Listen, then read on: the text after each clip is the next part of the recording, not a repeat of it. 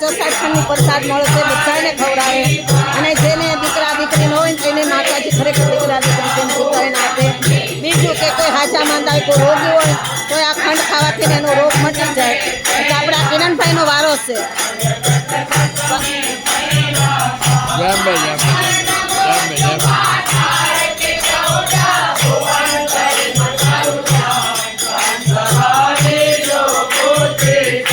બોલો જંબે માથી ચોક્કસ ખંડ ખાવા આવજો. કોઈ બી તમારું હોય ને કામ પણ મા અંબાજીમાં કરે ને મા સાક્ષી આખા હોય.